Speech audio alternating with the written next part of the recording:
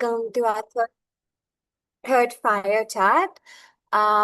Just gonna take a minute or so that everyone can be admitted, and then we're gonna start.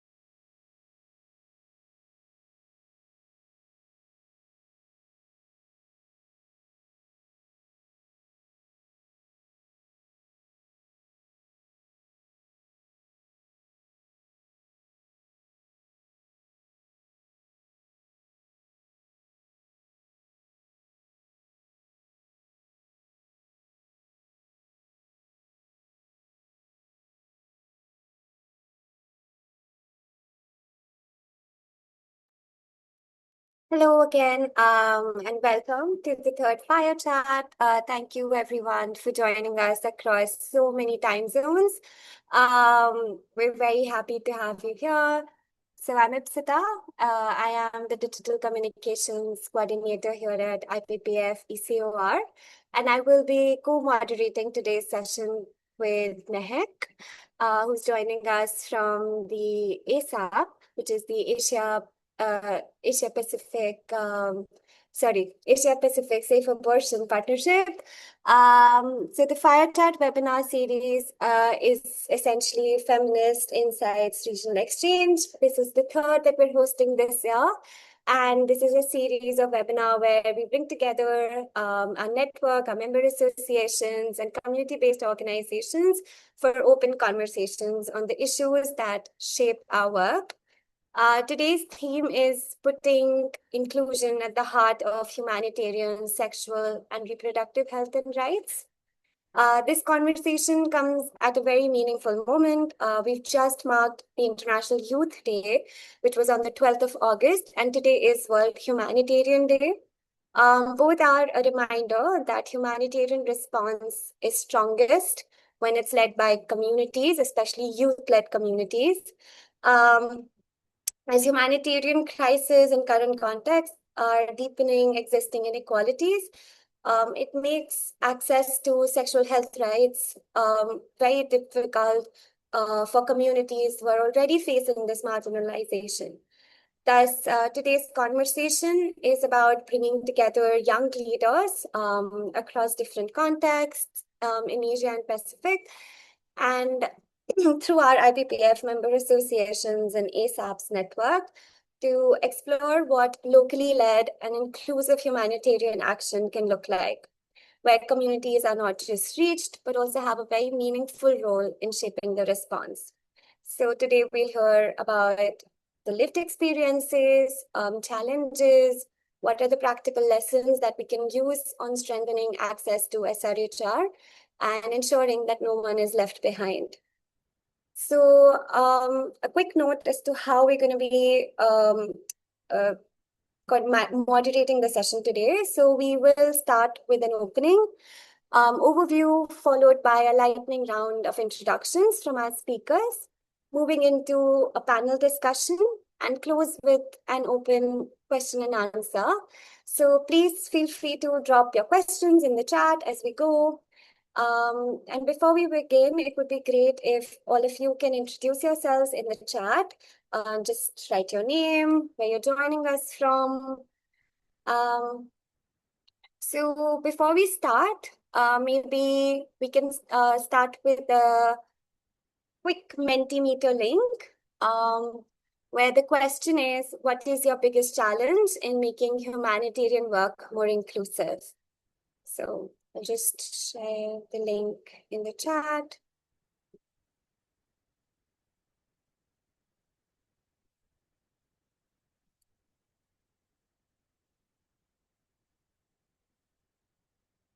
Great, thank you. And another note I wanted to just share was that today's session will be in English. But there's also one speaker who speaks specifically in Hindi. So for them, we have a translator. We do not have simultaneous interpretation, but they will be whatever they will be saying will be live translated in English. So just wanted to share that, and also a note to all our speakers to please speak slowly and ensure that that translation can be done also on the other side. So yeah,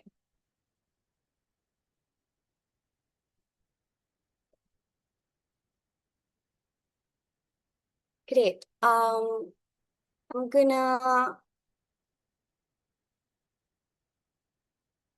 okay.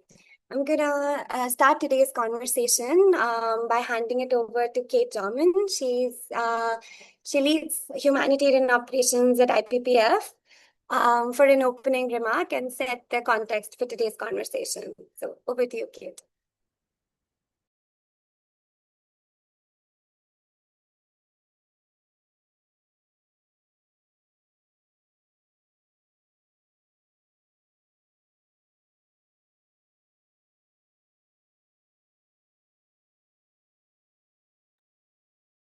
Okay, Kate. Apologies, give us one moment.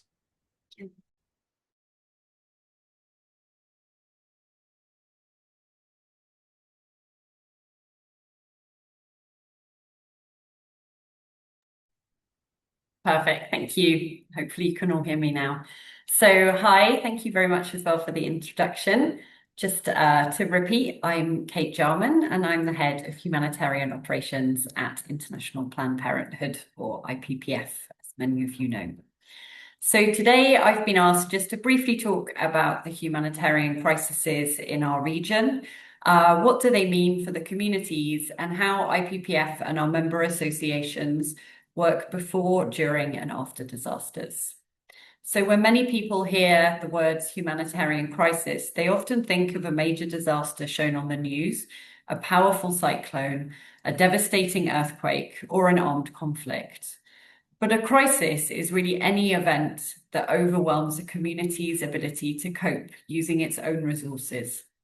It can be a sudden burden like a flood, a tsunami, or a conflict, or it can be slow and escalating, such as droughts, food insecurity, disease outbreaks, or those growing impacts that we're seeing from climate change. Across Asia and Pacific region, we're facing all of these challenges. Every year, millions of people are affected by cyclones, floods, earthquakes, volcanic eruptions, and increasingly severe heat waves. At the same time, several countries continue to experience conflict, displacement, and political instability. Climate change is also making many of these hazards more frequent and more intense, and communities are facing stronger storms, rising sea levels, unpredictable rainfall, and prolonged periods of extreme heat. This is predicted to be more extreme this year with the El Niño, a natural climate phenomenon that can significantly alter weather patterns. And yet, humanitarian work is not only just about responding when a disaster strikes. We often describe our work through what's called the disaster management cycle, which is 4 key stages: mitigation, preparedness, response, and recovery. The mitigation is about reducing the risk before a crisis occurs. So for IPPF, this means helping to ensure that sexual reproductive health services and prevention and response to gender-based violence are included in national emergency plans and policies. For preparedness, it's about planning ahead. We train healthcare workers, develop contingency plans, build partnerships, and make sure systems are in place so that essential sexual reproductive health and sexual gender-based violence services can continue when a crisis strikes. And then we have the response phase, which most people recognize. During the emergencies, access to contraception, maternal health care, STI services, and care for survivors of gender-based violence is often disrupted just when the needs are increasing. Maintaining these services are a critical part of saving lives and protecting dignity. And then finally, the recovery, which focuses on rebuilding stronger systems, restoring access to healthcare, strengthening support for survivors of violence, and helping communities become more resilient to future shocks. A good example of this in the region is in Indonesia on Saturday morning. The magnitude 7.7 earthquake caused significant damage to the Flores Islands. As of Monday, at least 69 people had been reported killed, with more 200 injured and close to 20,000 people displaced from their homes. On Monday, IPPF convened a rapid coordination call with the member association, IPPA, who's joined here today, to assess the needs and discuss the next steps. IPA had already conducted rapid assessments and attended coordination meetings prior to Monday and had discussed with their partners. They're not starting from scratch, you see. With long-standing support from the Australian government and their strong partnerships, IPA are already part of the National Disaster Coordination Mechanism, have established partnerships with the government and humanitarian actors, and have invested heavily in preparedness. Sexual and reproductive health is recognised within the national response planning, allowing services to be integrated into the wider response from the onset. And this is why preparedness therefore matters. When a crisis happens, relationships, coordination, structures, and trained local responders already exist, enabling communities to access critical services much faster. And this illustrates why a locally led humanitarian action actually looks like in practice. IPPF, the strength comes from the member associations. These are nationally led organisations rooted in their communities. They understand local needs, speak local languages, and are often present long before international actors arrive and long after they leave. Humanitarian needs are growing, funding is becoming constrained, and while we can't prevent every crisis, we can ensure communities are more resilient and ensure that essential services remain available when people need them most. Ultimately, humanitarian action is about protecting dignity, safeguarding rights, and standing alongside communities during some of their most difficult moments of their lives. And that includes ensuring sexual and reproductive health and protection from gender-based violence are recognised not as optional services, but as essential components of every humanitarian response. Thank you.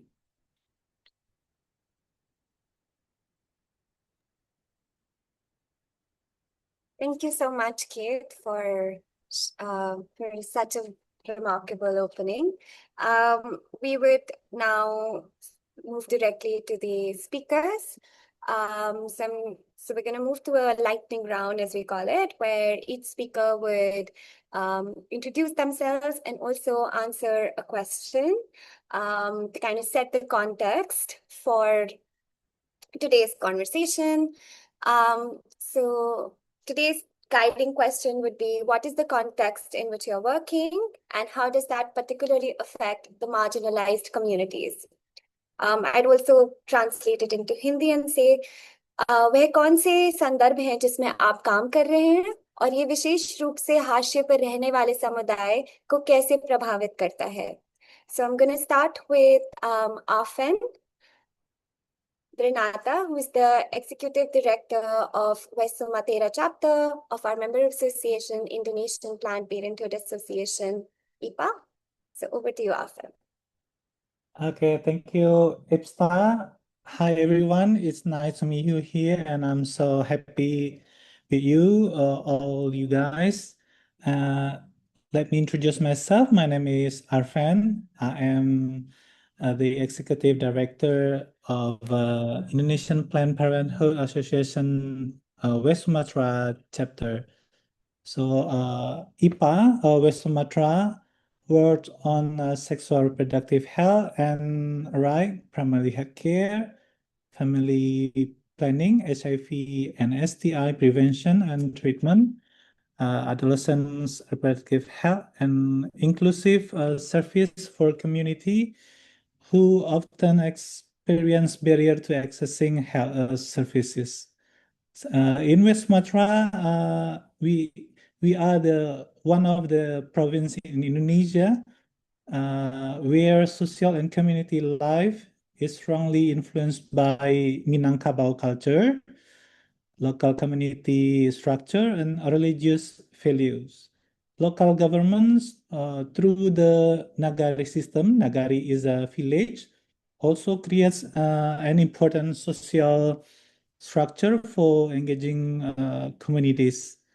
For us, this context is important because sexual and reproductive health is not only a medical issue, it is also influenced by culture, family, relationship, gender norms, religion, social expectations, and the level of trust between community and service provider. This become even more important during disasters. In the last 3 years, West Sumatra is highly exposed to hydrometeorological disasters, including flash floods, and then landslides, and in some areas of volcanic hazard. And also we have a issue with the megatrust earthquake threat looming. In November 2025, extreme rainfall triggered widespread flooding, flash flood, landslides, and strong wind across the province. According to the report, for in December 2025, more than 20,000 people displaced and 240,000 people were directly affected, with 244 people reported dead and 90 people missing. 16 districts and cities were affected. So the impact is not the same with everyone. A disaster may physically affect an entire community, but the barriers are not distributed equally. For example, a pregnant woman may be access to an antenna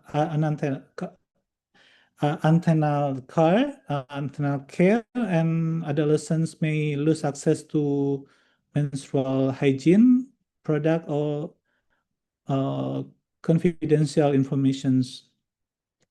I think this is the context about our province, Ipsta.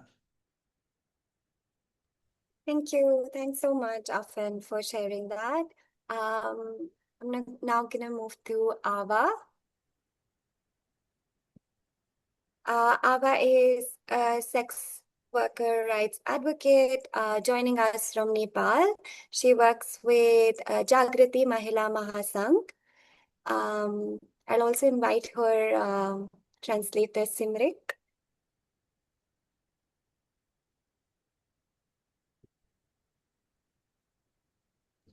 Yes, thank you so much.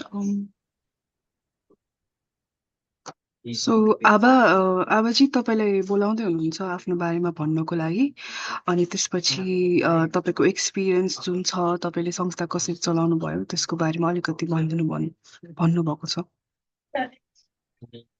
कसरी खान थिच्ने भयो है ला हजुर, हामी तपाईँले सुन्न सक्छौँ आबाजी। नमस्ते सबैजनालाई। म चाहिँ आभा छेत्री। म चाहिँ यौन श्रमिक महिलाहरूको यो अधिकारमुखी अभियानमा जोडेर काम गरिरहेको छु। साथै SRHR मा पनि जोडेर विगत केही समयदेखि चाहिँ यो विषयमा चाहिँ जानकार छु। र हामी चाहिँ नेपालमा नेटवर्कमा बसेर मैले एज अ एडभोकेसी कोअर्डिनेटरको रूपमा काम गरेको लगभग 8-9 वर्ष भयो भने म चाहिँ आफ्नो जिल्ला भक्तपुरमा बसेर पनि एज अ प्रेसिडेन्टको रूपमा काम गरेको लगभग 10 वर्ष जति नै भयो। र यो अभियान सेक्स वर्करको ह्युमन राइट्स र यो स्वास्थ्य अधिकार र यो HIV STI अधिकारलाई चाहिँ हामीले सुनिश्चित हुनुपर्छ र यिनीहरूले पनि अन्य महिला र अन्य मानव सर चाहिँ आफ्नो अधिकार चाहिँ प्राप्त गर्नुपर्छ भन्ने अभियानमा चाहिँ हामी आन्दोलन गर्छौँ र यिनको अधिकारको लागि चाहिँ हामी एकबद्ध र अन्य एलाइजहरूसँग मिलेर पनि एकबद्ध रूपमा चाहिँ आफ्नो कुराहरू चाहिँ राख्छौँ र राज्यसँग पनि यसको विषयमा हामी आफ्ना कुराहरू राख्छौँ र राख्दै आएको छौँ र यसै विषयलाई चाहिँ हामीले अब प्रजनन स्वास्थ्य र सुरक्षित गर्भपतनका कुराहरूमा पनि यौन श्रमिक महिलाको अधिकार छ र यो एकदमै कामसँग अन्तर्सम्बन्ध रहेको अधिकार हो र नेपालको कानुनमा र यो समुदायमा खासै यसको विषयमा धेरै ज्ञान छैन र श्रमिकहरूलाई पनि यो विषयमा ज्ञान छैन र यो चाहिँ हामीले यसको विषयमा कुरा गर्नुपर्छ भनेर चाहिँ उठाउँदै आइरहेको छौँ।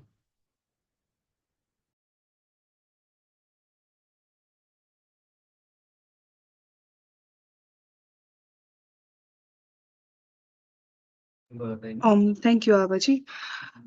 So what Ava is saying is that she have been working on this rights-based advocacy, particularly relation to SRHR, and she's been familiar with this issue for quite some time in Nepal, working as a sex workers' right activist. And in Nepal, she's been working within the network as an advocacy coordinator for around 8 to 9 years now. And she has been working in her own district, which is Bhaktapur in Nepal, as the president for morely 10 years now. So she's been talking about how the movement focuses on ensuring the human rights, health rights, and HIV and STIs related rights of sex workers. So she mentions that we believe that sex workers, like other women and other people of different gender identities, should be able to enjoy and exercise their rights. For the rights of sex workers, we come together with other LGBTIQ plus groups and different organizations to collectively raise our concerns and demands. So they also engage with the state and have continuously raised these issues with the government. And more recently, we've been also been raising issues around sexual and reproductive health and safe abortion as well. So we believe these rights of women, workers, and LGBTQ plus groups and are closely interconnected with their work and working conditions as well. However, there is still very limited knowledge and awareness about these issues within the sex workers community and among the wider community in Nepal. So therefore, we've been raising these issues and emphasizing the need to create greater awareness and ensure that sex workers have access to information, service, and the rights related to sexual and reproductive health and safe abortion, which is also recognized by the state, by the country. Thank you. Thank you, Ava, for sharing, and thank you, Simran, for also translating. Next, I would ask Khushi. Khushi Singh is a youth advocate with ISA, which is India Safe Abortion Youth Advocates. It would be great if you'd introduce yourself and set the context, Khushi.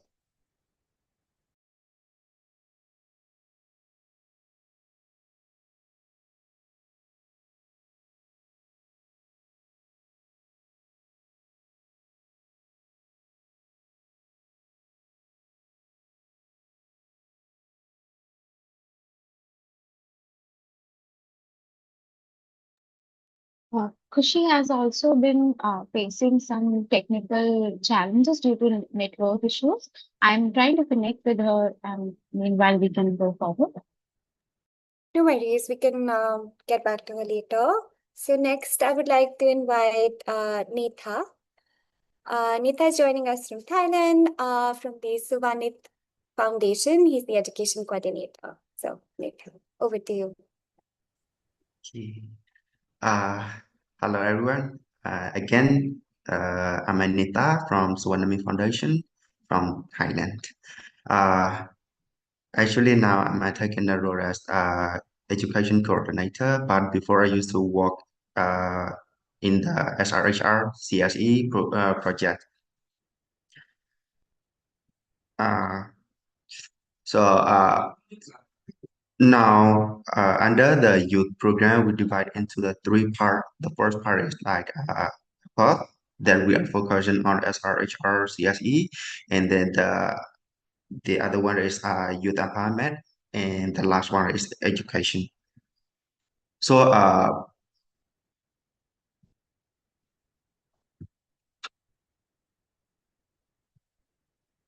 Our Tsunami Foundation is a foundation that working along Thai Myanmar border, especially in Tak and Mae Hong Son area, Tak and Mae Hong Son province. So this is not a defined geography border.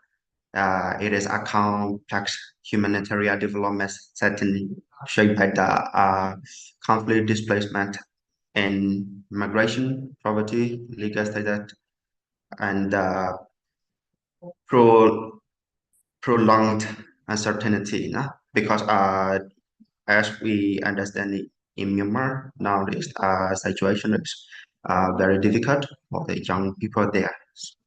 So how this situation is affect marginalized young people.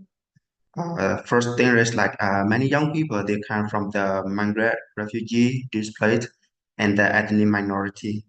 So they have limited documentation of certain legal issue. So we restrict their movement and access to the education, employment, and also the social protection. And the other one is like conflict and displacement. So it frequently interrupt the young people in their education. Young people uh, may move between Myanmar and border community and migrant learning center and also the refugee camp here. So when the situation is not stable, so the young people they always move Myanmar to here, not in the migrant area. And the other one is like language, no? Language barrier is really challenging in the border area because after 2024, when the situation is bad in Myanmar, so a lot of the young people they moved in migrant area. So when they move here, so English and Thai language become the main challenge for them to communicate with the local people here. And when they have the language barrier, the other one is the other problem is like economic hardship. No? So they cannot find a job easily. So it creates a problem for them. And also some of the youth in the migrant. So when they have to find a job when the economic hardship it forced them to get out of the school and then to find the low paid job and the unsafe work, no? And also some it become like a early marriage and so like teenage pregnancy it happened a lot in the migrant area. So as we have mentioned, because of the legal status, so most of the people, the newcomer that move to the migrant area, they are unable to accept for like health information or the services or like counseling. No, when they some who have the HIV or STI, so they face the problem like that, and also the like young women, young people with disable, and also the LGBTQ youth when they are undocumented. So it is difficult for them to get the service. And for those who live in the conflict zone, it affects them a lot because they cannot get support from us or from the other organization as well because sometimes it is really difficult to reach to their place. No? So for us, we how do we respond to this? We connect with the youth empowerment with education, health, protection, and livelihood now to help support the youth, the area that we can reach now. So our work include the comprehensive sexuality education, youth friendly health information, drug prevention, and then time language learning, scholarship, and also the leadership and life skill development. And we like internship and also the mentoring and the media activity and youth-led community activity we created for the young people. No?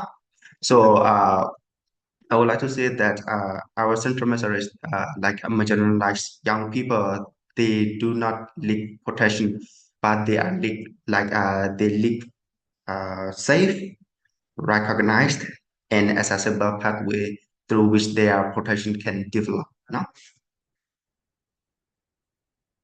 Yeah, this is for our organization part. No? Thank you for paying attention. Thank you. Thank you so much for sharing in so much detail about the work that you do. Next, I'd like to move to Nuchanat, also known as APO.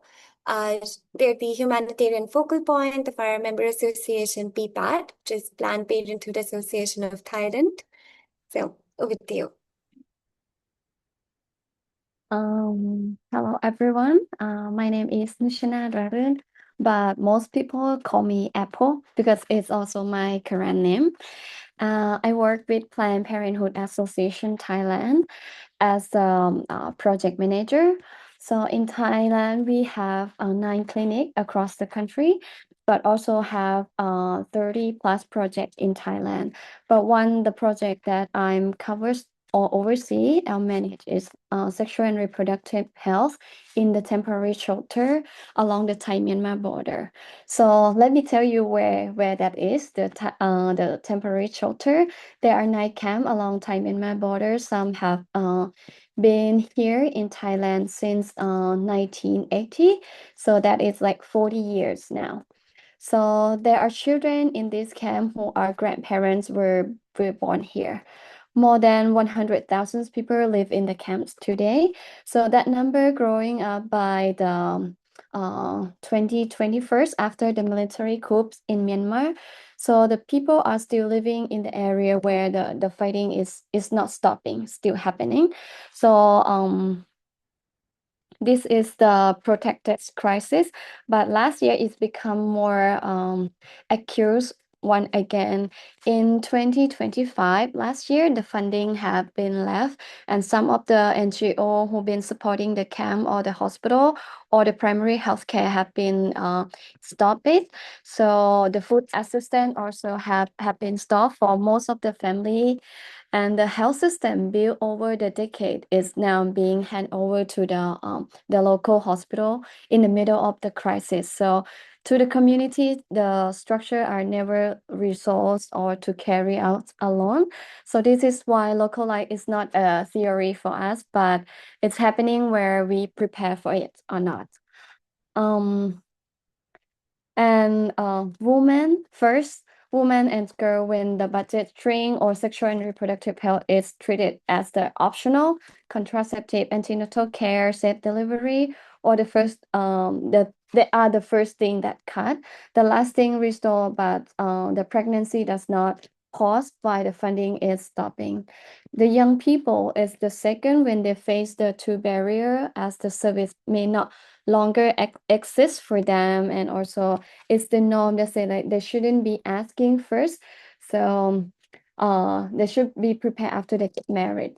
And then the third one is the person with the disability and the people in the diverse soji. When there is no one clinic have been left now, and they have to go to the very long queue to get the service, and the person who needed an interpreter, a RAM, a simpler like provider are not judging them like what the service they are coming for.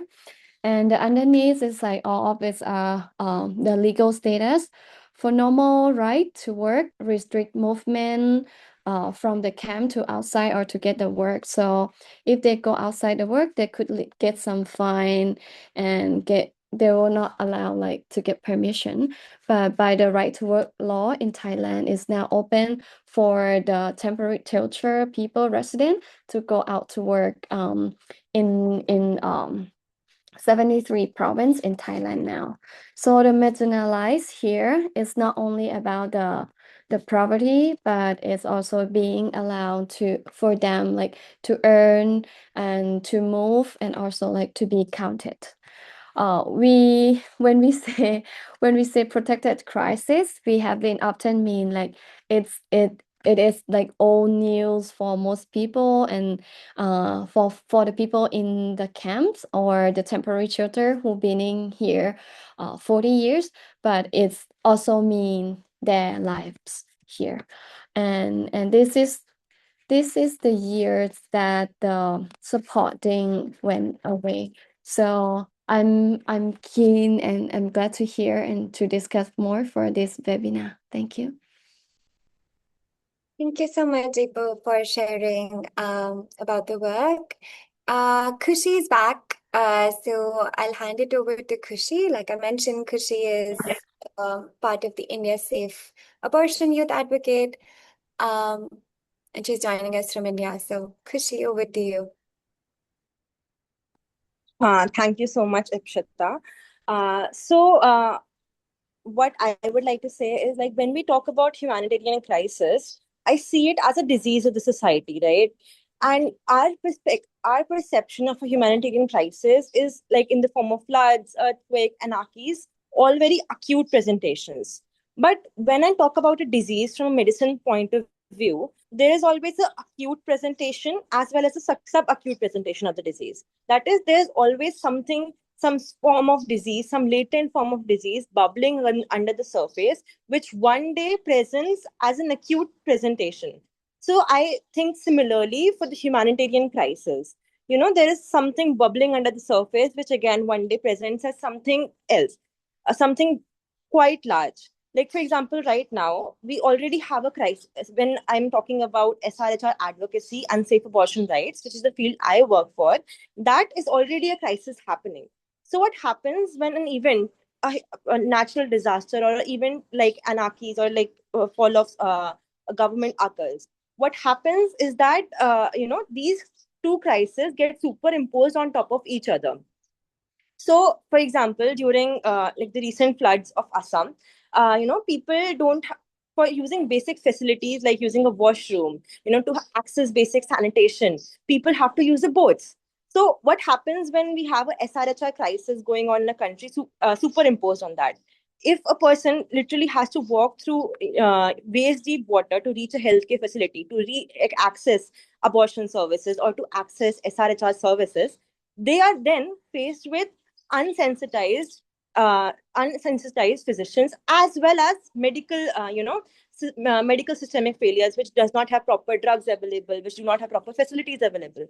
So these crises superimpose on top of each other, and that is where our work comes in. As I say, we work in the subacute level of the crisis here by sensitizing medical students to be better physicians so that they become sensitive, more educated, and more educated physicians who know the barriers a patient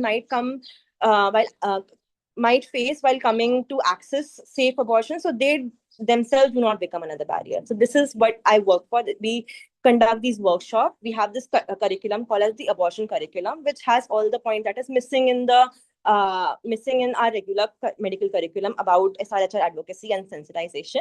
And we conduct these workshops for medical students. So yeah, this is my work. This is the context, and this is the way am I audible? Yeah. Thank you so much, Kushi, for sharing it in such great detail, but also like keeping it within time.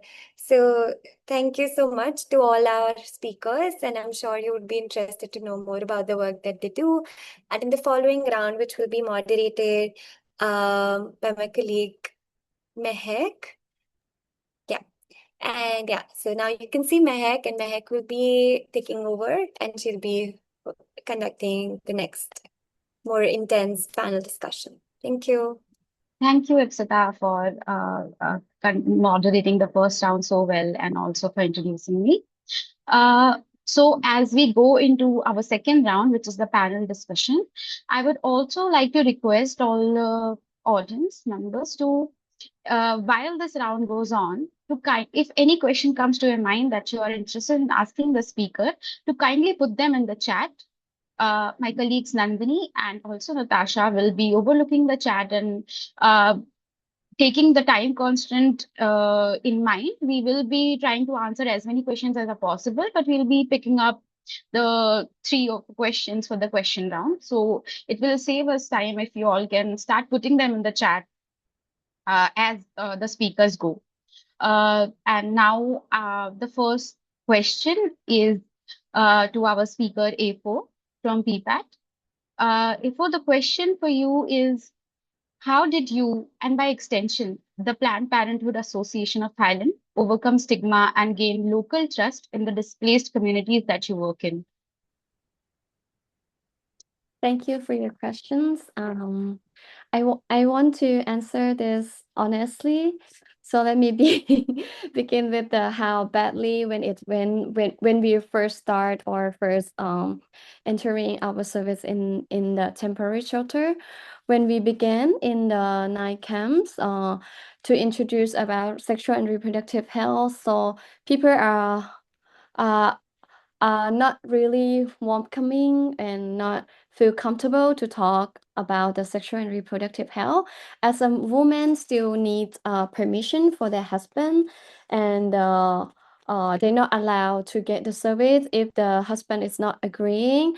And when we talk about the contraceptive, it's only for the married woman, not for anyone or not for the youth.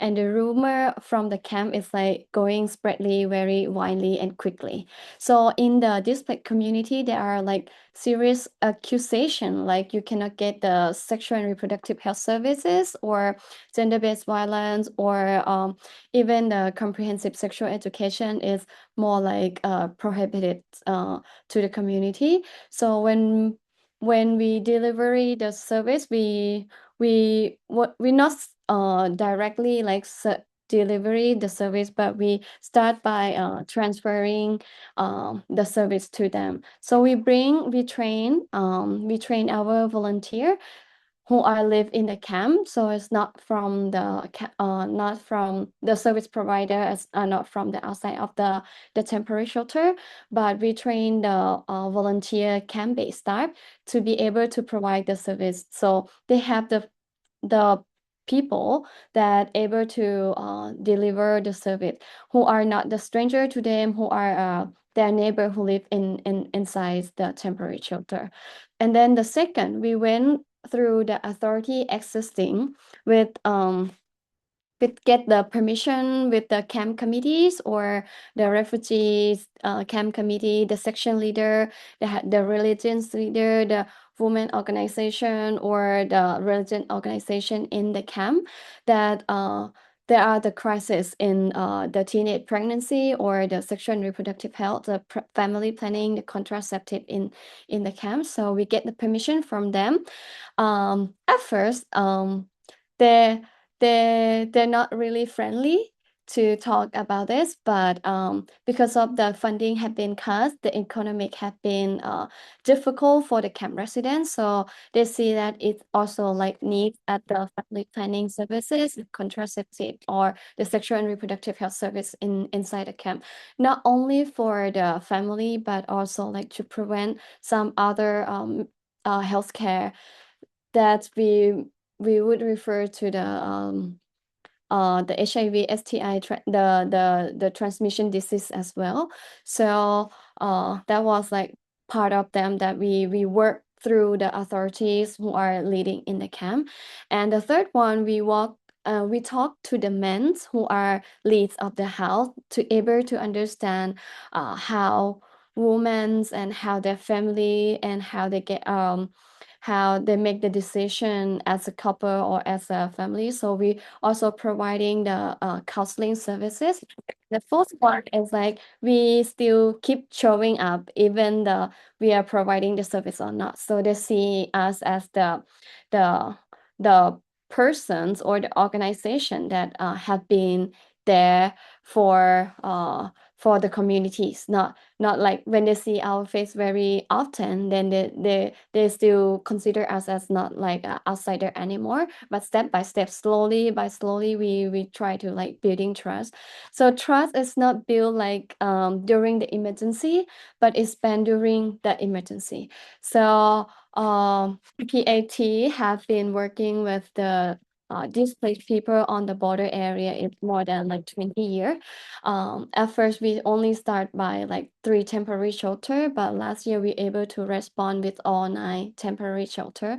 So they all like get connected and able to know and trust the organization.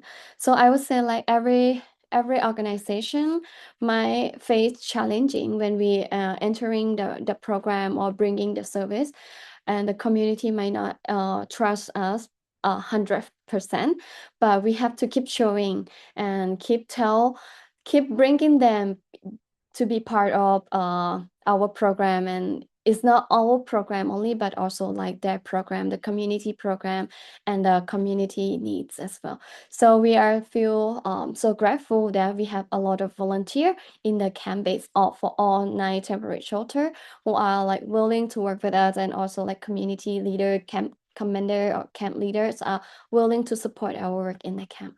Thank you. Thank you so much, for also bringing out all the important details and also keeping in the time. Your approach, which is so nuanced that you have, tried to intersect with men and also trust building as one of the core approaches, is very, very inspiring. And to be thinking that families have been in the camp for more than 40 years, there have been generations who have grown up in the camp. So it's easy to understand that SRHR is not a comfortable question, but I congratulate you and salute you for your dedicated commitment. With that, I would like to invite Netha from Swanwith Foundation. The question to you is, how have young people informed and improved your way of working at the Swanwith Foundation? Thank you. Okay, mainly for the SRHR, we have trained like TOT, trainer of trainer, and also the peer educator, both now. After we train the trainer of trainers, Mount 62 migrant learning center. So 42 learning center, they are delivering the CSE curriculum in the school now, integrate curriculum in the school. And also we have the young people who are working with us, because we saw like young people, they can communicate to each other very easily, because when they feel something, uh, instead of telling the older people or the organization, they will approach to their peers.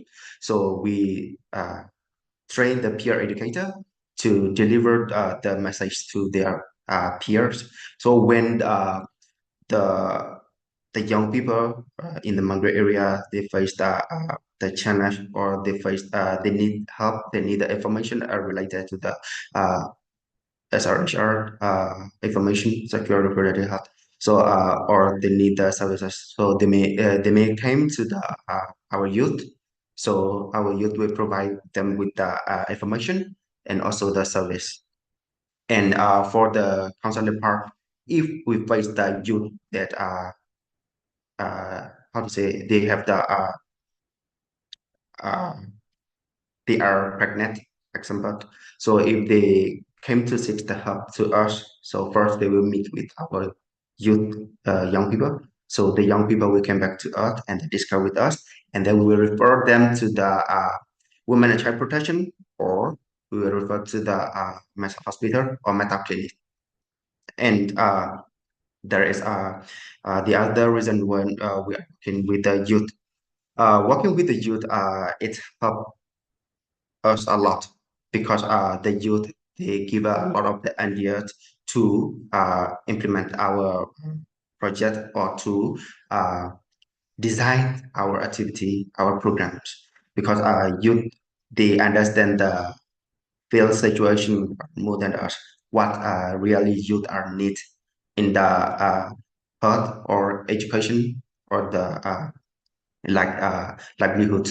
So the youth will give us the feedback, and then we will together let's say we together work together to create the activity together. Yeah, this is how we work in the Mandre area. Thank you so much, Nita, for explaining your work to us, which is very important. And again, I see a theme coming up, which is, like you mentioned, training of youth. As AFO also said that they are training volunteers from the community.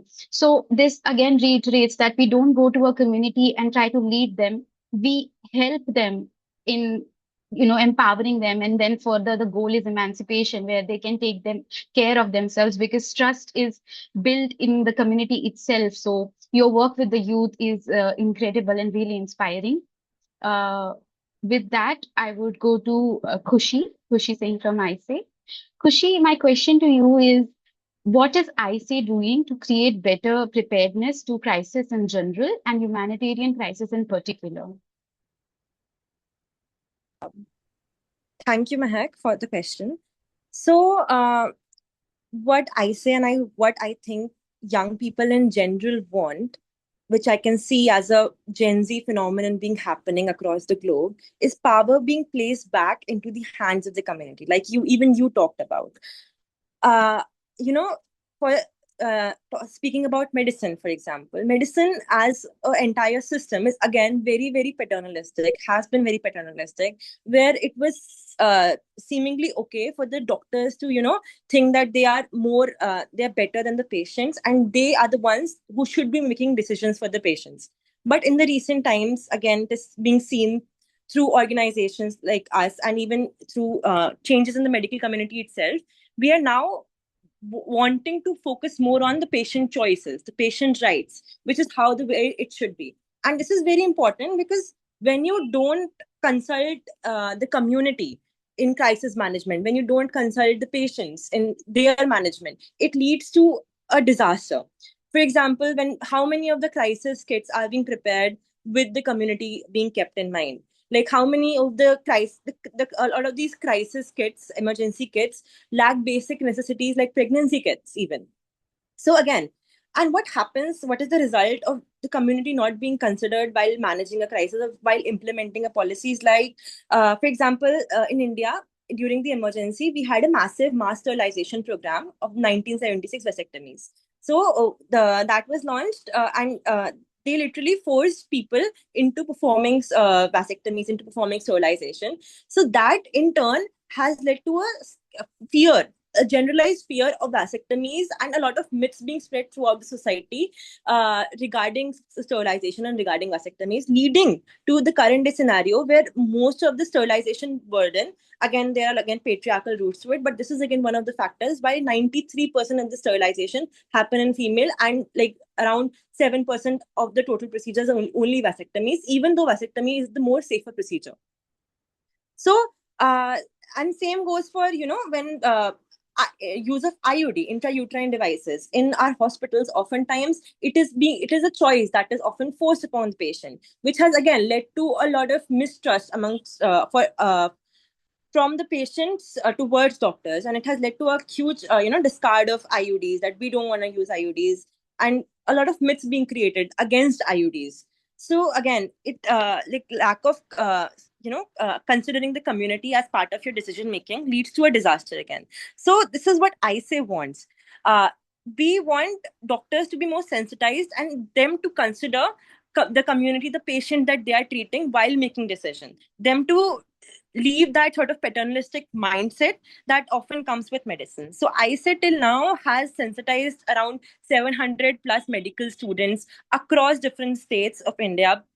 So we teach them about various topics like sexual SOGI, sexual orientation, and gender identity. We teach, which are definitely not something which are covered in our medical curriculum at all. We teach them about the delicacies of the Medical Termination of Pregnancy Act, which is the act that allows abortion in India. Which is, again, even though we read about it, we don't know the intricacies of that act.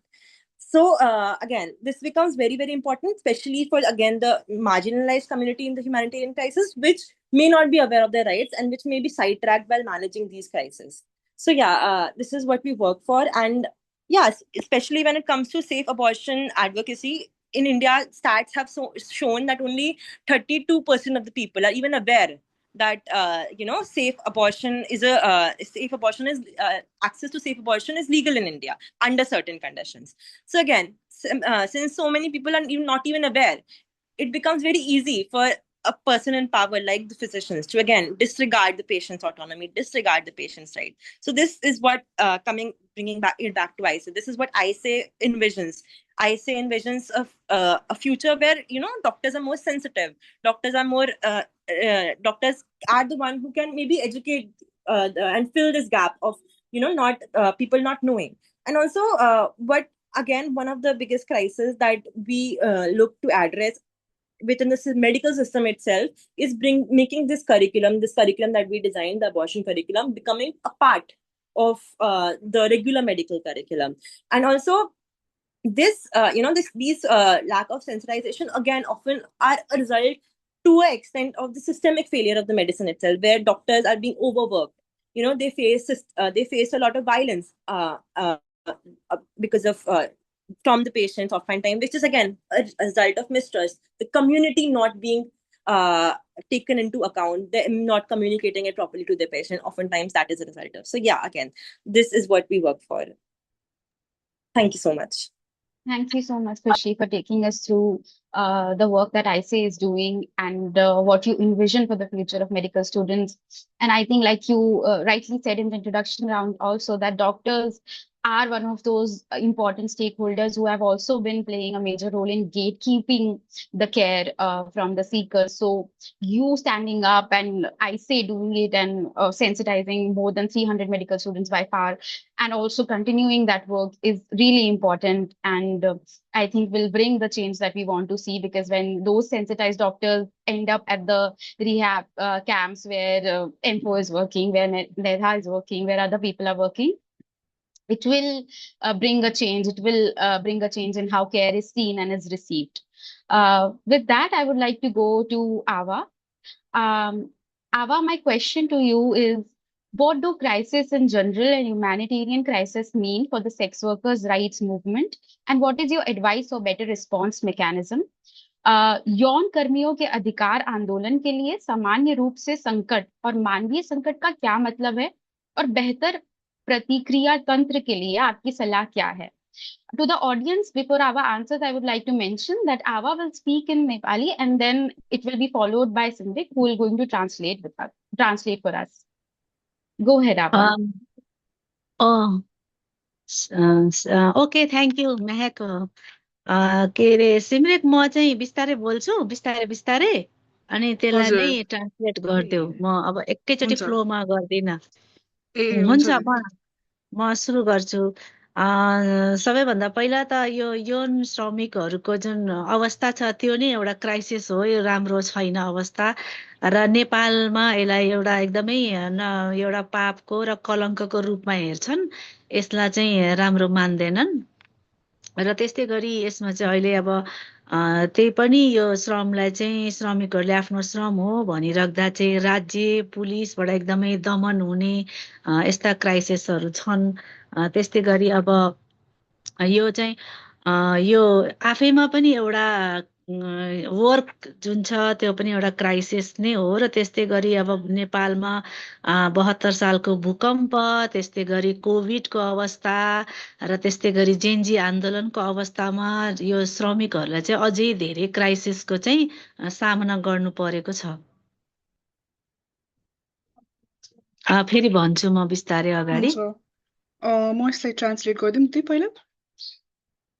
हुन्छ।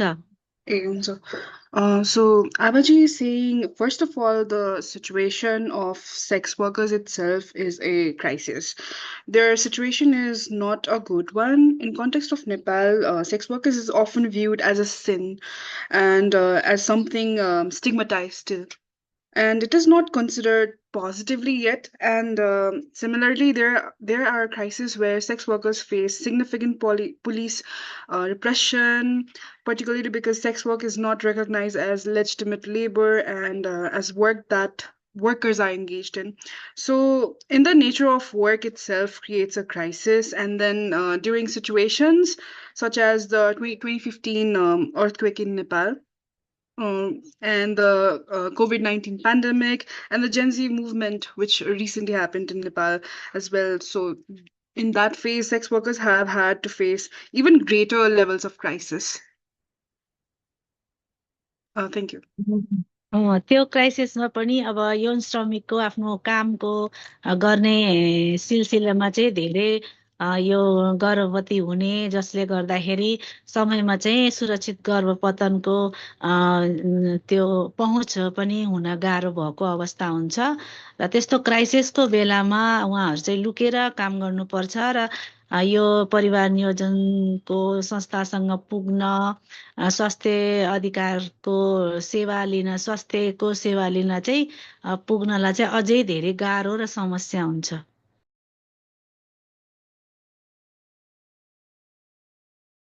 सिग्रिक भन। हजुर।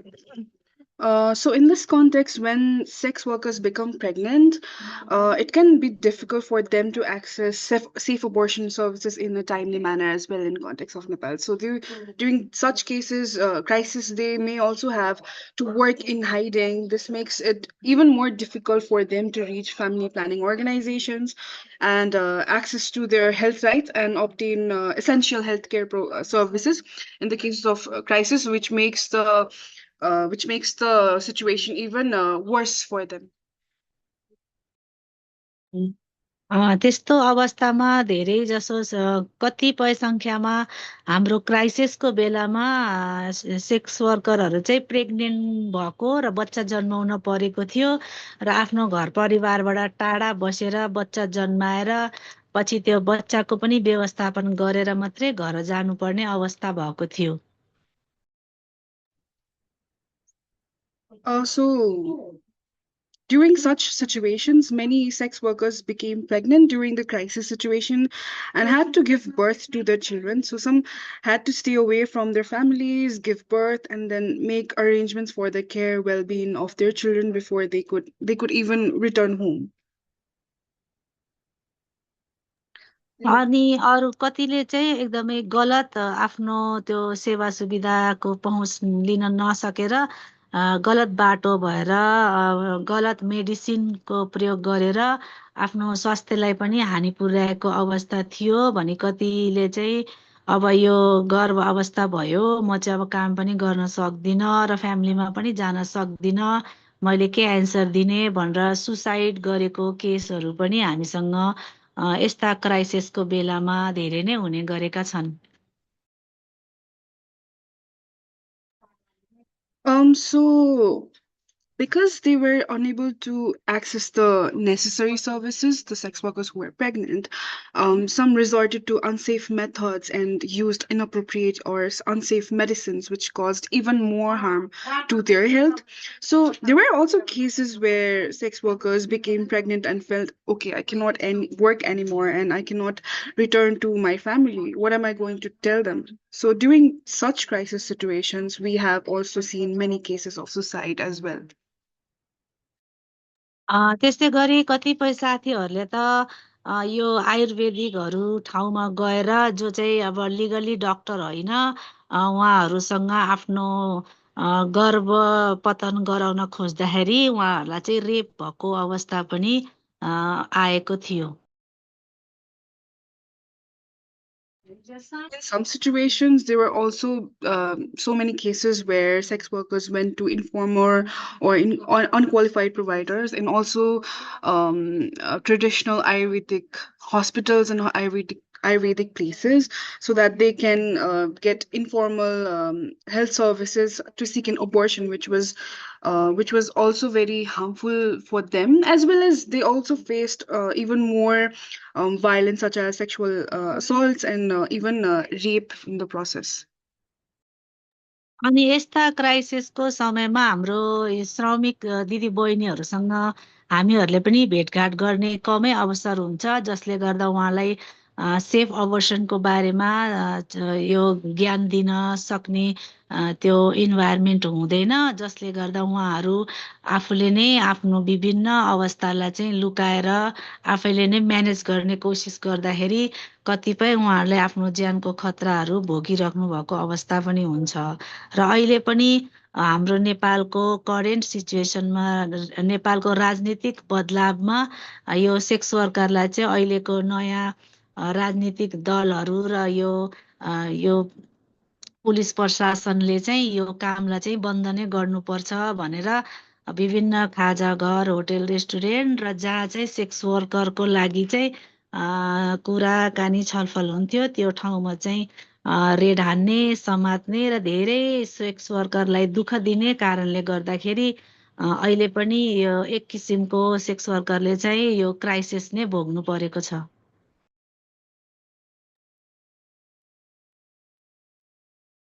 So at the same time, Abhay is saying here that we have very limited opportunities to meet and engage with our sex worker sisters in such cases. And because of this, we often do not have an environment where we can provide them with information about safe abortion and other sexual and reproductive health services, which are safe. As a result, many of them try to hide their circumstances and manage the situation on their own.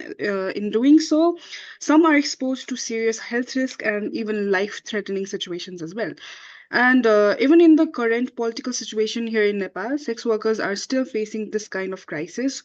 The new political parties and the police administration are pushing for sex work to be stopped. So as a result, there have been raids in restaurants, hotels, and other places where sex workers meet and communicate with clients. So many sex workers are being arrested and harassed as well. So because of this, sex workers are still experiencing a continuing crisis in Nepal here today. यति हुँदा पनि हामीले चाहिँ के गरिरहेछौँ भने जो श्रमिकहरूलाई चाहिँ police प्रशासनले जताभावी दुःख दिएर समातेर लगिरहेको छ तिनीहरूलाई चाहिँ जम्मा गरेर हामीहरूले एलाइज नेटवर्क र हामी समुदाय मिलेर चाहिँ एफजिडी गरेका छौँ र त्यो एफजिडीबाट उहाँहरूले चाहिँ लगेर कति दिन कस्टडीमा राख्छ, के कारणले समात्छ र के मुद्दा लगाउँछ भनेर चाहिँ एफजिडी गरेर एक किसिमको ज्ञापन पत्र तयार गरेर हामीले चाहिँ स्थानीय सरकार, त्यसपछि पार्लिमेन्ट्री र विभिन्न मन्त्रालय र नगरपालिकाहरूमा चाहिँ तपाईले यो जबरजस्ती धडपकड यो पुलिसले चाहिँ यसरी समात्नु चाहिँ ह्युमन राइट्सको विपरीत हो भनेर चाहिँ हामीले यो चाहिँ एउटा कार्यपत्र तयार गरेका छौँ र यसलाई चाहिँ विभिन्न ठाउँमा पुर्याउने काम चाहिँ हामीले गर्ने तयारी गरेका छौँ। So what we have been doing is documenting cases where sex workers are being arbitrarily harassed and arrested by the police. Together with the LGBTQ plus networks and the communities, we have been collecting information through 4G about these cases. So we are documenting how long they are kept in the custody, why they are arrested, and what charges are brought against them. So based on this documentation, we have prepared a kind of memorandum of or advocacy paper. So we are now preparing to take this document to local governments, parliament, various ministries and municipalities to clearly state that arbitrary arrests and the way the police are detaining and harassing sex workers are violations of their human rights. So we are planning to use this advocacy paper to raise these concerns with the relevant authorities at different levels. अहिले चाहिँ हामीले यति नै गरेर राखेको छौँ र फेरि अब further कुरा गरौँला। अहिलेलाई यति नै सेयरिङ गरे। So we have already been doing this work and we can discuss it further in the upcoming questions. So for now, I think this is all I would like to share. बहुत बहुत धन्यवाद आवा आपका and thank you Simrit for doing the translation work. जैसे आवा आपने कहा कि सेक्स वर्कर्स का कार्यस्थल कोई ऑफिस नहीं है, वो एक सड़क है, वो एक खाजा घर है। वहां पे दमन ना सिर्फ बहुत सामान्य हो जाता है, पर ऐसी क्राइसिस की स्थिति में, ऐसे संकट की स्थिति में बहुत ज्यादा गंभीर बन जाता है और बहुत ज्यादा व्यापक हो जाता है। उस पर आपका जो काम है, जहाँ पे आप ज्ञापन पत्र छाप रहे हैं, जहाँ कम्युनिटी के साथ बात करने की कोशिश कर रहे हैं और खास तौर पर सब लोगों को ये इंफॉर्मेशन प्रोवाइड करने की कोशिश कर रहे हैं, ये बहुत सराहनीय है और मैं आपको अपना लाल सलाम भेजती हूँ उसके लिए। फ्रेंड्स, आवा, like Simrit translated for us, they have been doing incredible work where they have been trying to build a sense of community, because sex workers are often displaced at times of crisis. So to spread information and awareness and work with them, and also work against the current government which is trying to criminalize the sex work right now in Nepal, is what is the current focus of the group that ABBA is working with. And with that, I will go to our next speaker, Arfen from IPPA Indonesia. My question to you: how do the Indonesian Planned Parenthood Association and community partners work together before, during, and after emergency?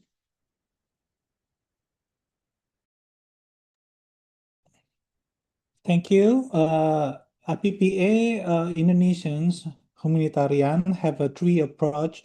The first is before the emergency, we build the relationship. Before the disaster occurs, IPPA West Sumatra doesn't start from zero. We work with local health system, village or Nagari government, community cadres, village midwife, school, disability networks, youth group, and other civil society organizations. This is extremely important because during the emergency, we need people who already understand the community. A village midwife, for example, knows which women are pregnant, which family need follow-up, and where people live. And similarly, community cadres know who may be isolated or vulnerable. So in our emergency response, IPPA West Sumatra coordinate with the government, local government, we say is the Wali Nagari, head of the Puskesmas or community health center, village midwife, and Nagari cadres to identify vulnerable and marginalized group. We also work with the government institution and health facilities to strengthen understanding of the minimum initial service package or MISP and prevention and response to gender-based violence. For example, in December 2025, IPPA West Sumatra conduct MISP capacity building involving 21 institutions and 39 participants, including government agency, community health center, professional organizations, humanitarian organizations, and civil society organizations. So preparedness is not only about having medicines and tents, it is also about having relationship, referral systems, train people, and share understanding before the crisis happen. During the emergency, one practical example is our collaboration with the village midwife during our 2024 humanitarian response. IPPA West Sumatra worked with a village midwife to continue contraceptive services.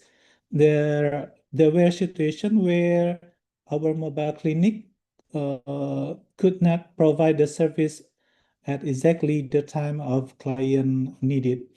For example, because the client's blood pressure was not stable, or because the next contraceptive injection was due several days after our mobile clinic visit. In those situations, IPPA West Sumatra coordinate with the village midwife so the client could continue receiving the service locally. We also discuss community concern, myth, and side effect related to contraception with midwife and community health center or puskesmas. We do not want humanitarian services to replace the local health system. We want them to strengthen and reconnect people with the system. The same principle apply to referral when IPPA West Sumatra identify a condition that require a higher level of care. We work with the puskesmas or community health center, hospitals, and other service provider rather than creating a parallel system. In the 2025 response, government and local health partners support IPPA West Sumatra through medicines, service delivery, location, referral, and health workers. And after emergency, we continue referral and local capacity for IPPA West Sumatra.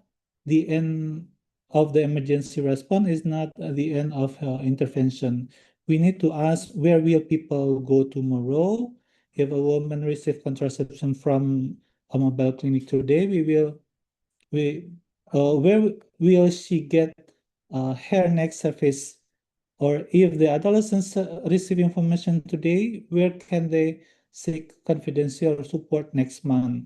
If we identify a pregnant woman with a high risk condition, who will follow the after IPPA West Sumatra leave?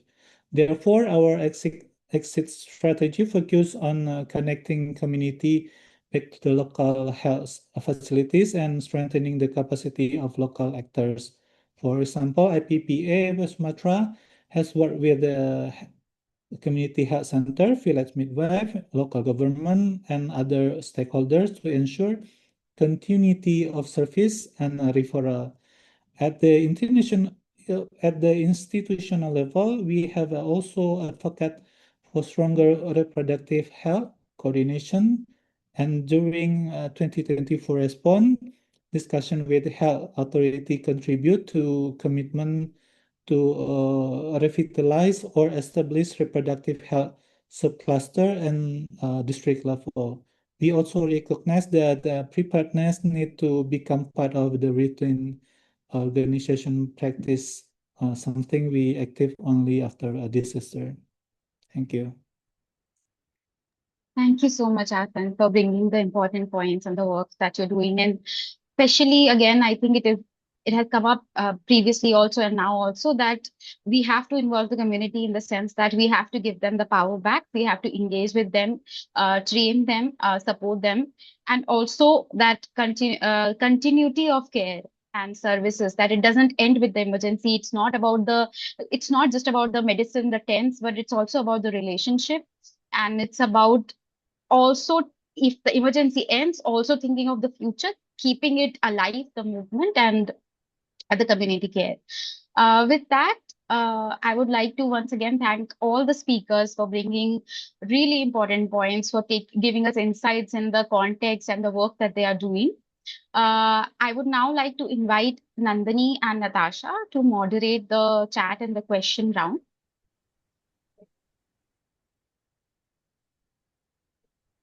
Welcome, Nandini. Yes, thank you. That was an amazing chat and discussion, and thanks to all the speakers for making those really brilliant points. We have one question, and Natasha, should I go ahead and, okay. So we have a question for actually two of our speakers, and I'll just read out the question. I'm Hema from IPPF. I have a question from APO for APO and Netha. What is the greatest challenge in working with displaced communities? So basically, Epo, you can go first and share about what is the greatest challenge in working with displaced communities, and then Netha, you can also come in and share your thoughts. Thank you for the questions. For our experience, the greatest challenge in helping with the displaced community is navigate to uncertainty, like maintaining their dignity and able to like resilience. So their needs of change are rapidly like movement and security concern, limited of resources, and as a service provider, we must remain adaptable into the situation and like be patient and also like committed to listening to the community, what is their truly needs or priority in there. And yeah, that's like in the greatest challenge would be like the uncertain situation that movement all the time. And Nitha would add some of the identification because of right now in the 9 temporary shelter we have Thai government is allowing the temporary shelter resident to go out to work, and they are working the Thai Ministry of the Ministry of Interiors and also like the UNHCR is working on the public issuing the ID, the 10-year identity card, so the people in the camp could have like the identities. Yeah. Yes, like Tram Apple mentioned, no? I think safety and security, the handicap, no? It's like a main challenge problem for the migrant people, for the displaced people, because when we do the training or we provide the services, uh, most of the time we heard the feedback from the community that they don't have the legal documents, so they can enjoy the training or they cannot seek the services.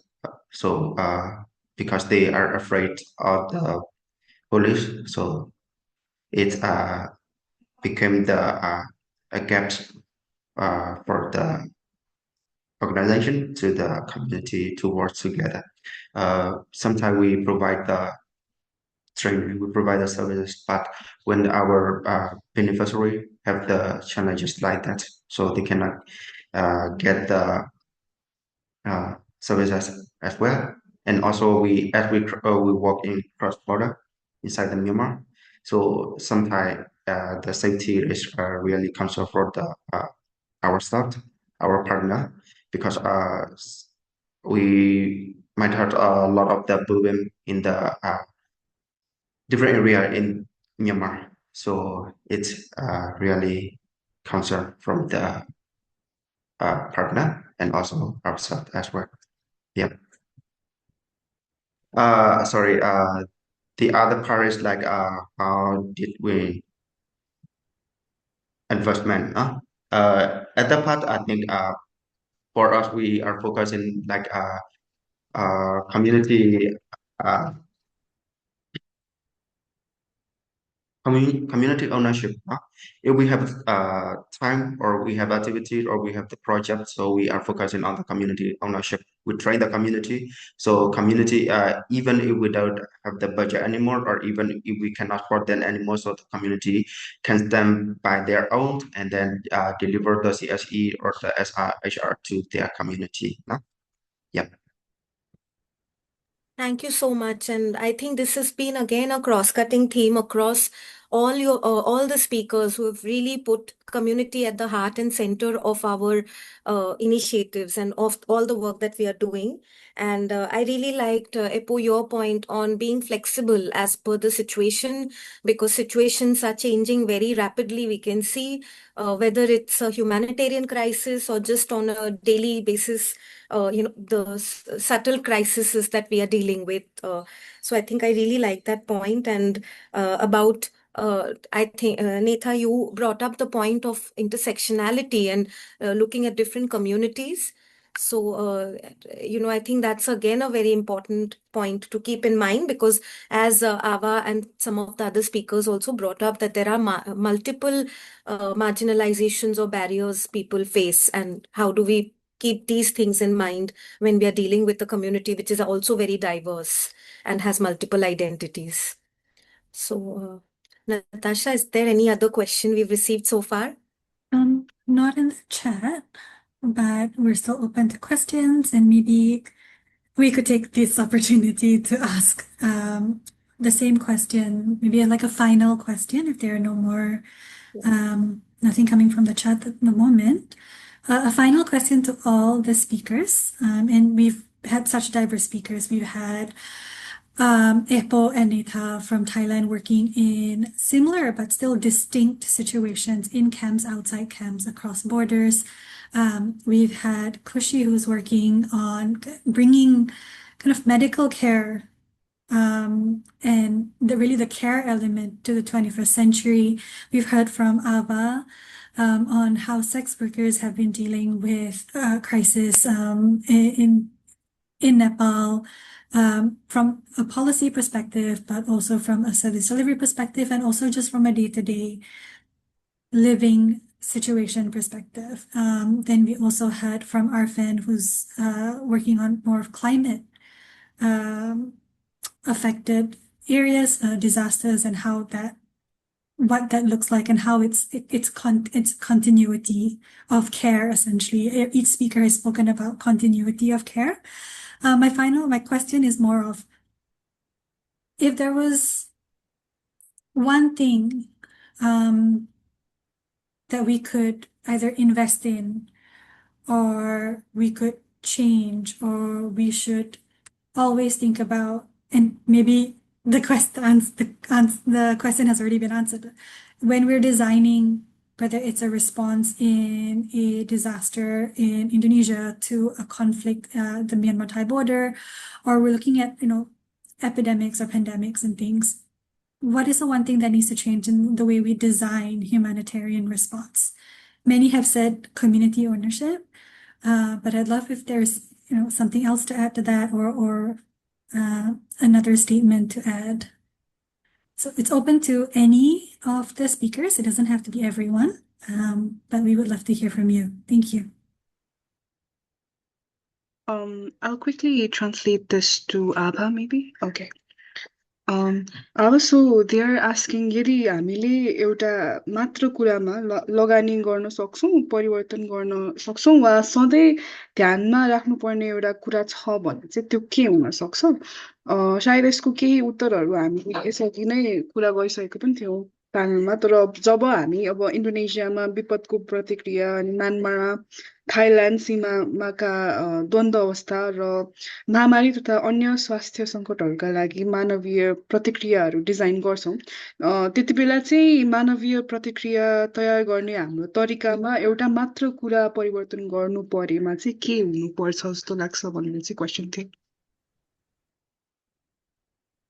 मानवीय परिवर्तनमा चाहिँ के गर्न सकिन्छ भन्ने कुरा डिजास्टरको बेलामा? हजुर, disaster रिस्पोन्सको उसमा चाहिँ के गर्न सकिन्छ? मानवीय परिवर्तनको लागि त हामीले अलिकति यो डिजास्टरको बीचमा उहाँहरूसँग चाहिँ अलिकति यो अवेरनेसका कुराहरूलाई नै अब सेफ कसरी बस्न सकिन्छ, आफ्नो हेल्थ कन्डिसनदेखि वर्कलाई कसरी सेफ गर्न सकिन्छ भन्ने कुरा नै गरिन्छ।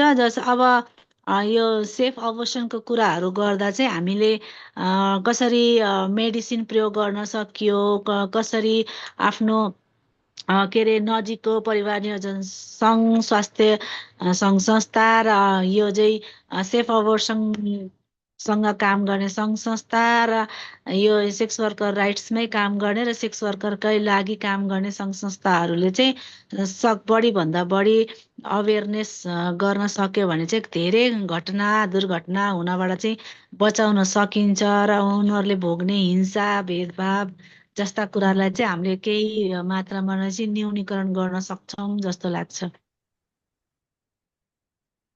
Nandini, Natasha, was there anything you wanted to add before her answering, or should I go on translating it? You can translate. Okay, sure. So this should include more, according to Abha, this should include more awareness around abortion, especially in the cases of disaster response, and around abortion, particularly on how sex workers can keep themselves safe, how they can protect their health themselves, and how they can stay safe while continuing their work. When we talk about safe abortion, we need to provide information on how medicines can be used safely and how they can reach their trusted family members, health organizations, and organizations on safe abortion, and organizations working specifically on sex workers' rights and providing services for sex workers. So, if these organizations are able to raise awareness as much as possible, I believe we can prevent many harmful incidents and reduce violence, as well as the crisis moment, at least to some extent, the violence and discrimination that sex workers experience right now during the times of crisis.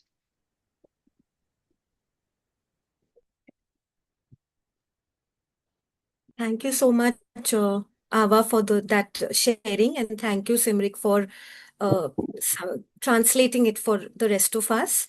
Yes, I think again, very important points that you've mentioned there, and this is a cross-cutting theme, and I think one thing that will really help us post this conversation is how each of our issues also intersect with the other person's issues. So what Ava is mentioning is probably something that's going to be also relevant in a migrant camp in Myanmar Thailand border, in the climate calamity in Indonesia or other parts of the world. So I think something that's coming up again and again is the community ownership part, and that how we have to listen to the people and bring it back to them. And with that, I just wanted to have one thing to share, that knowledge building has also come up again and again. And I will quickly share about the ASAP Academy, because that's one thing that we do. We sort of have this academy that runs multiple times a year, and we have several courses for any one of you to join. I was thinking of it because one of the key things is to have a community of knowledge, because that leads to empowerment. So this is just something that I wanted to share with all of you, and I'll share the link as well. With that, I will just move on to the question. So we have one question from Akila from IPPF West Sumatra. The question is actually, it says, I'll read out the statement. It's fascinating to know the gender-based issues always rise during crisis, whether it's war and conflict or national catastrophe and disaster. As young generations, there is a lot of work we have to do, remembering that this issue or centering around society. Talking about crisis for all speaker while doing humanitarian acts, is there any method that ensuring our victims' safety needs fulfillment first before hampering other implications that follows? So, Akila, I'm sorry if I don't know if I've understood it correctly, but I'm thinking it's one key strategy that all our speakers want to say that we must keep in mind when designing a crisis response. So, what I'll do is I'll request all our speakers, and maybe this is how we can come to the closing of the panel. If and if all of you can just think of one line, one statement that you want to share with all the audience today about what is that one key strategy you would definitely want to have in any design crisis response design mechanism. So I think maybe we can start with whoever is ready actually, go in no particular order. Okay. For me, when we talk about leaving no one behind, we should not only ask how many people did we reach, we should also ask who did we fail to, who did we fail to reach, and more importantly is why. And for IPPAW Sumatra, inclusive humanitarian response means continuously identifying those barriers and adapting our approach. Sometimes that means bringing a mobile clinic closer. Sometimes it means a home visit. Sometimes it means working with a village midwife. Sometimes it means involving a youth of volunteers. And sometimes it means providing a safe and confidential space. And sometimes it means challenging the health system itself to become more inclusive.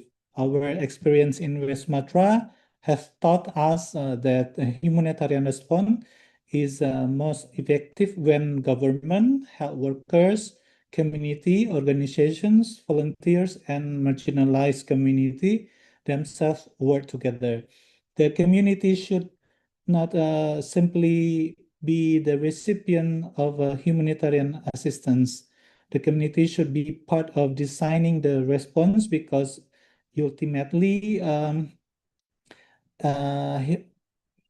inclusive humanitarian response is not about providing the same service to everyone. It is about ensuring that everyone has a fair opportunity to access the service they need with dignity, safety, and without discrimination. Thank you. Thank you so much for that, Arfan. I think the flexibility of the approaches you mentioned and not to get stuck in one thing, since the situation also constantly changes, that I think that was my key takeaway.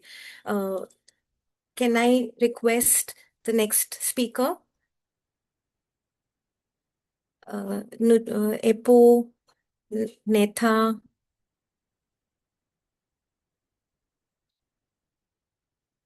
Netha, you can go. I can see your video has come on. Okay. For us, in my opinion, I feel like to help the humanitarian in the crisis. So, or also the CSE. So the first thing is like we build the trust, no?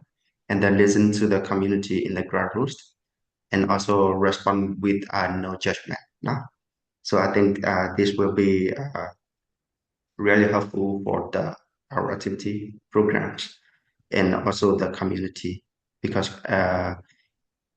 whenever we are working in the humanitarian parts, so it's always at that do no harm.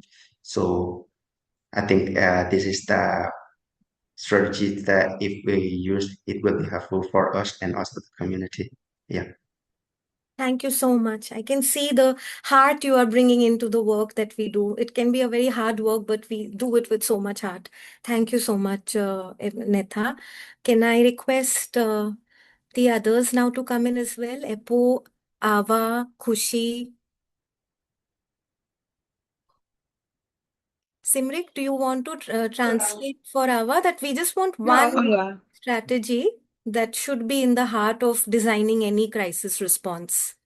A quick one sentence.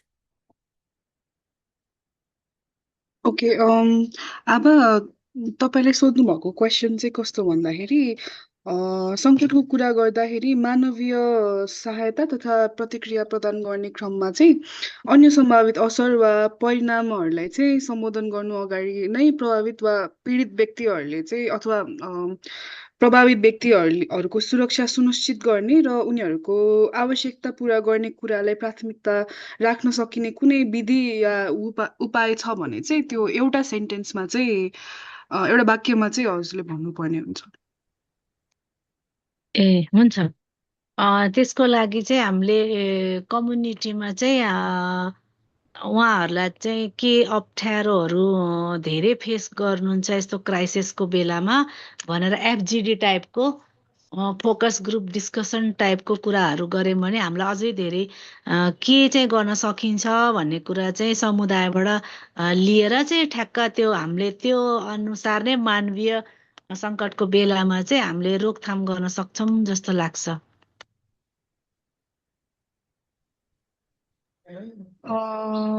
Okay, so by saying for this, I think we should conduct focus group discussions within the community to understand what kinds of difficulties and challenges they might be facing during the times of crisis.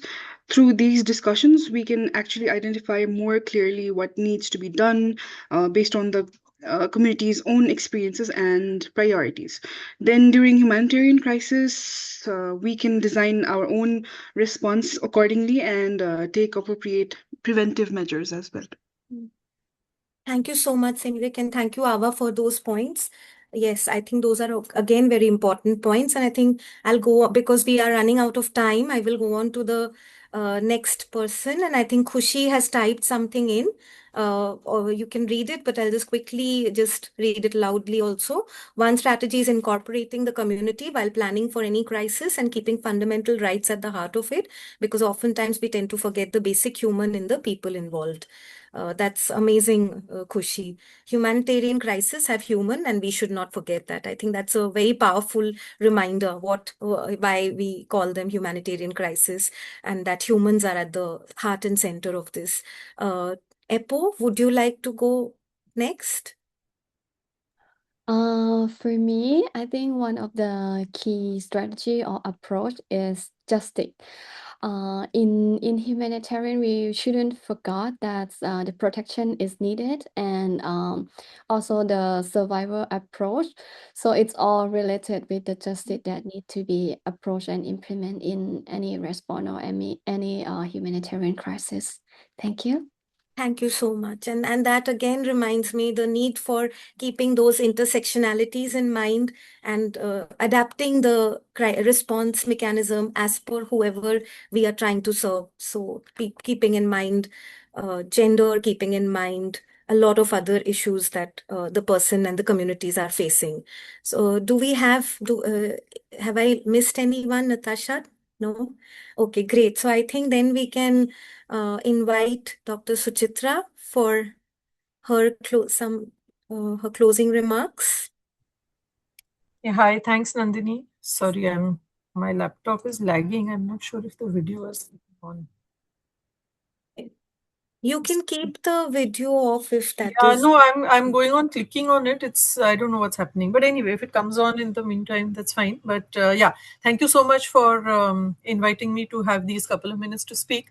So I really enjoyed listening to everyone, and I think the powerful experiences, as well as I think the synthesizing of the experiences really came through in a very powerful way.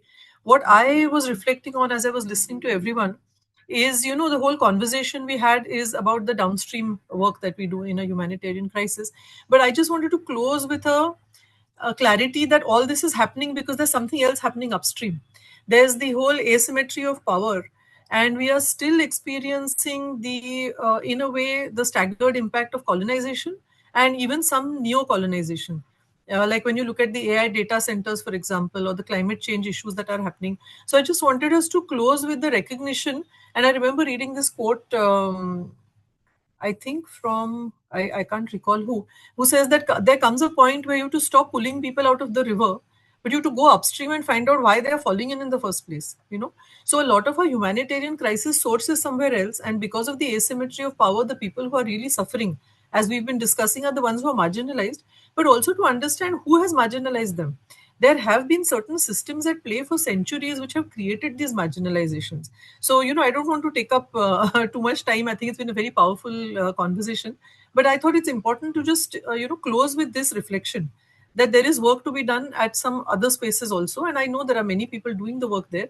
But to just connect the dots and say the reason we have humanitarian crisis is because someone is misusing power, or for a very long time there has been an asymmetry of power. So thank you so much for those 2 minutes. Thank you so much, Dr. Alvi, for bringing that larger, big picture to us, that we should also be looking upstreams and thinking what is those systems that are invisibilized and hence are have left with such failures to deal with.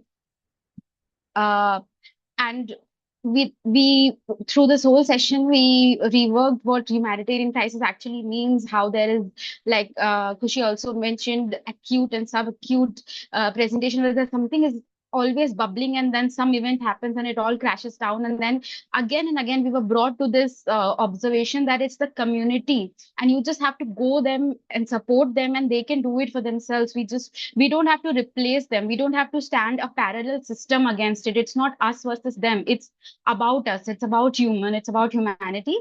With that as a closing, I would like to invite everyone to daydream with me. I'm going to read out a poem, Daydream, by A.S.J. Testament. One day, people will touch and talk perhaps easily, and loving be natural as breathing and warm as sunlight. And people will untie themselves as string is unknotted, unfold and yawn and stretch and spread their fingers, unfold, uncurl like seaweed returned to the sea, and work will be simple and swift as a seagull flying, and play will be casual and quiet as a seagull settling, and the clocks will stop, and no one will wonder or care or notice, and people will smile without reason, even in winter and even in rain. Thank you so much to everyone for joining us, for all the speakers, for sharing the incredible insight, for inspiring us, for motivating us, for telling us that even at times of crisis, we can, with the community, for the community, work and create a better space for care. Thank you so much.